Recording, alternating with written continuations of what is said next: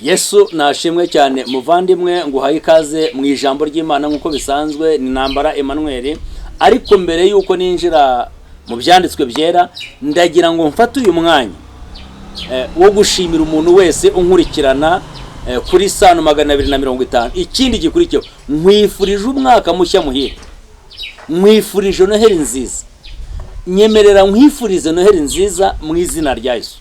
Imana data wa twese ishobora byose iguhe Noheli, iguhe Noheli inyuze kugira neza kwayo imbere y'amaso yawe. Imana itagibura kwigenza abantu, twebwe nugwanga abana b'abantu nugwanga haro tugarukira, itagibura kwigenza abayikunda iguhe Noheli mu izina rya Yesu, ikuremera umunsi mwiza. Reka unyemerere dusome rero ijambo ry'Imana, nubundi nago tujya kure y'umunsi.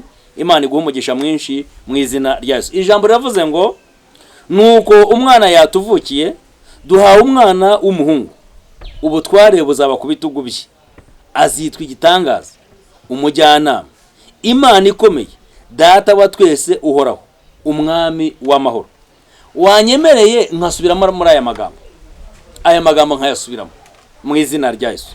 Ijambo riravuze ngo nuko umwana yatuvukiye, duhawe umwana w'umuhungu, ubutware buzaba ku bitugu bye, azitwa igitangaza, umujyanama, Imana ikomeye, data wa twese uhoraho, umwami w'amahoro. Imana iguha umugisha muvandimwe mu izina rya Yesu.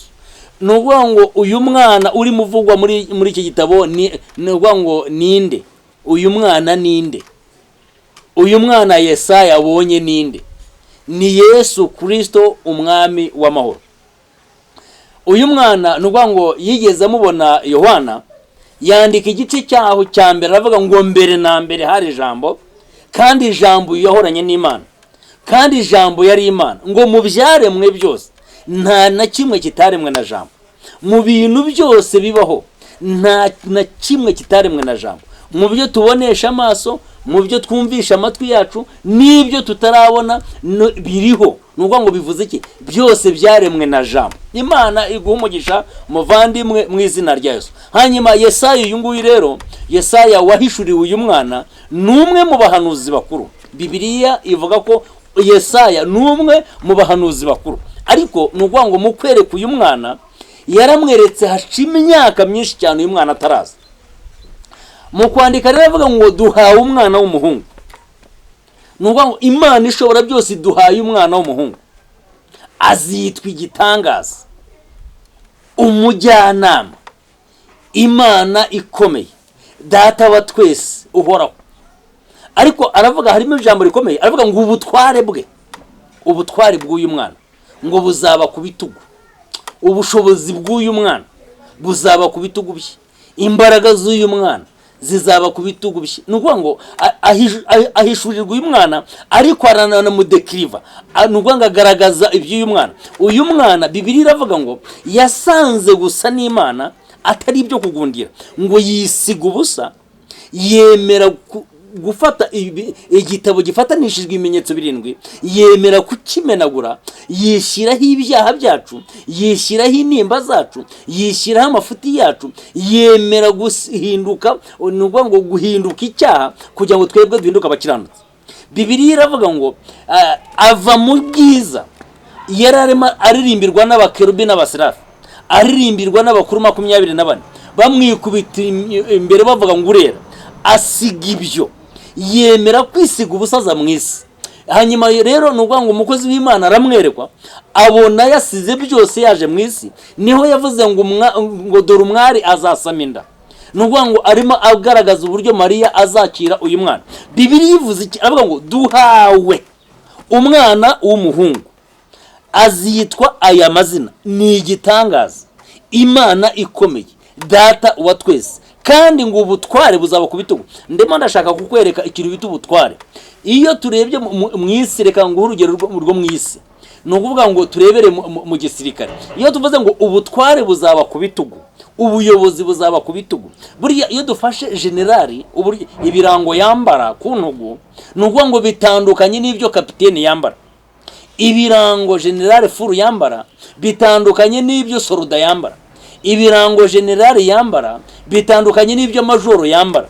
ariko abo bose nubwo ari abayobozi muri ibyo byiciro, ariko ni ukuvuga ngo urwego rwa generali ni ukuvuga ngo ruri hejuru yabyo. Sindabona marishari ukuntu aba yambaye, ariko generali twaramubonye. Ni ukuvuga ngo rero ubutware buzaba ku bitugu bye. Yesu atandukanye n'abandi bahanuzi. Ubutware bwa Yesu buri ku bitugu butandukanye n'ubutware bwa Yesaya. Ubutware bwa Yesu buri ku bitugu butandukanye n'ubutware buri kuri Petero. Ubutware bwa Yesu buri ku bitugu bitandukanye n'ubutware bw'abahanuzi, butandukanye n'ubutware Yosuwa yari afite. Kandi Yosuwa muzi ko Imana yamukoresheje bikomeye, ariko ubutware buri ku bitugu by'umwami wacu Yesu Kristo butandukanye n'ubutware bw'abatambyi ba Eli n'abandi. Ubutware buri ku bitugu by'umwami butandukanye n'ubutware bundi ubwo aribwo bwose. Bibiliya ivuze iki rero? Iravuga ngo kuko Imana yakunze abari mu isi, byatumye itanga uyu mwana ufite ubu butware, ufite ubu bwiza, ufite iki cyubahiro, byatumye itanga uyu mwana kugira ngo umuntu umwizera atarimbuka ahubwo ahabwe ubugingo buhoraho.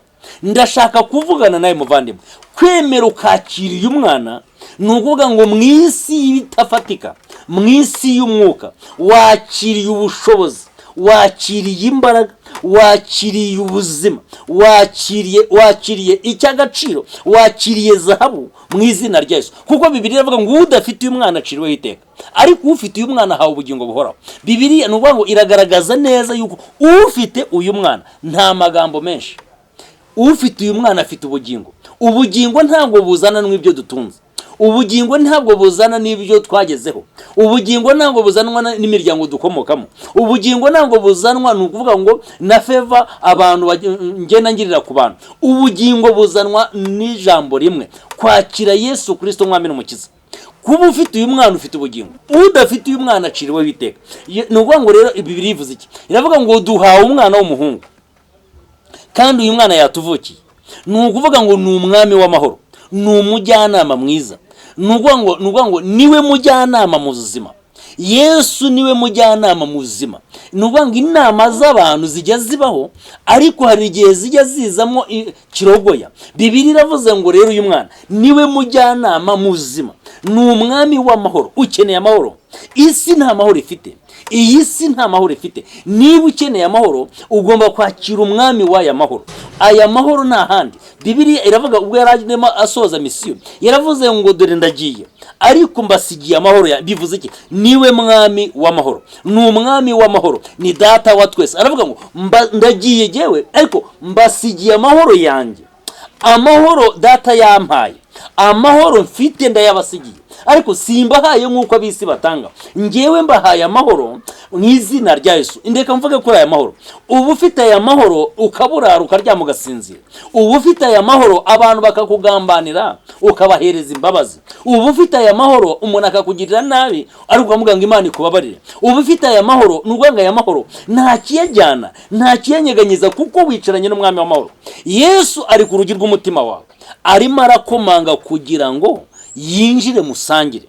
Bibiliya ivuze iki rero? Ngo duhawe umwana w'umuhungu. Turi muri celebration y'uyu mwana w'umuhungu. Duhawe umwana w'umuhungu, umwana utuvukiye. Turi muri celebration yo guhimbaza uyu nuvuga ngo ivuka ry'uyu mwana. Turimo turizihiza ivuka ry'uyu mucunguzi, ivuka rya Kristo. Ariko ndimo ndashaka kubwira iki? Yesu mukuza mu isi, kwemera kwishyiraho ibyaha byawe. Nuvuga ngo Yesaya yarabivuze ngo iyo twamubonaga asa nk'uwakubiswe n'Imana agacubitwa nayo, ngo ntiyari afite ubwiza namba, nta gikundiro na gito yari afite. Ngo twamubonaga asa nk'uwatawe, twamubonaga asa nk'intabwa, ngo ibicumuro byacu nibyo yishyizeho ibicumuro byacu. Twamureba tukabona nuvuga ngo afite igisuzuguriro, ariko nuvuga ngo yikoreye ibyaha byanjye nawe kugira ngo aduhuze n'Uwiteka. Bibiliya ivuze iki rero? Iravuga ngo umuntu wese ufite uyu mwana ahawe ubugingo buhoraho, ariko udafite uyu mwana aciriweho iteka. Hanyuma akavuga ngo kuko Imana yakunze abari mu isi cyane. Ndimo ndashaka kuvuga aka kantu. Buriya abantu twese ku isi, abantu twese ku isi, ni ukuvuga ngo ari abera n'abirabura, abantu twese turi kuri uyu mubumbe w'isi turi abantu b'Imana. Twese turi abantu b'Imana kandi dukunda kimwe. Ariko hari indi step ikurikiraho. Muri aba bantu b'Imana, Imana yoherejemo umwana wayo kugira ngo tuve mu isi y'umwijima twinjire mu isi y'umucyo. ni ukuvuga ngo iyi si y'umwijima ya Satani, Imana yohereje umwana wayo w'umucyo kugira ngo abamwizera bagendere mu mucyo. Ni ukuvuga ngo ibintu bisobanuke rero, iyo udafite Kristo mu mutima wawe ugendera mu isi y'umwijima. Iyi si y'umwijima ni isi amaso atabona, ni isi, ni ukuvuga ngo imitekerereze yacu itabona, ariko imirimo yayo iragaragara, ariko amaso y'umubiri ntayibona. Ni ukuvuga ngo rero niyo mpamvu iyo ufite Kristo muri wo ubundi ufite umwami w'umucyo, iyo ufite Kristo muri wo uba ufite umwami w'umwijima. Ni ukuvuga ngo n'imirimo iratandukana. Ndimo ndagenda nsatira gusoza nkubwira ngo uyu munsi wa Noheli, uyu munsi wo kwizihiza ivuka ry'umucunguzi wacu Yesu Kristo, tunibuka n'urupfu rwe, tunibuka no kuzuka kwe, tunibuka no kujyanwa mu ijuru kwe, twibuka ko ubwami bwe buzaza. Ijambo ravuga ngo ndagiye reka nzagaruka, twitegura ko ubwami bw'Imana buri hafi. Ndimo ndakwifuriza kumwakira. Kingura umutima wawe, uhunge isi y'umwijima, winjire mu isi y'umucyo. Imirimo yawe imirimo y'umucyo, imirimo yawe imirimo y'umucyo. Ni uramuka mvuga imirimo y'umucyo ntusobanukirwe ibyo, ndashaka kukubwira ikintu cyose ukora ugashaka kugihisha abantu, icyo kiyobowe n'imbaraga z'umwijima. Ariko ikintu cyose uzashaka gukora kugira ngo abantu bakimenye, kiba kiyobowe n'imbaraga z'umucyo. Imana yo mu ijuru niguha umugisha. Yesu ari ku rugi rw'umutima, arakomanga, arifuza kuvukira iwawe. Muhereze ikaze mu izina rya Yesu. Shalom, shalom.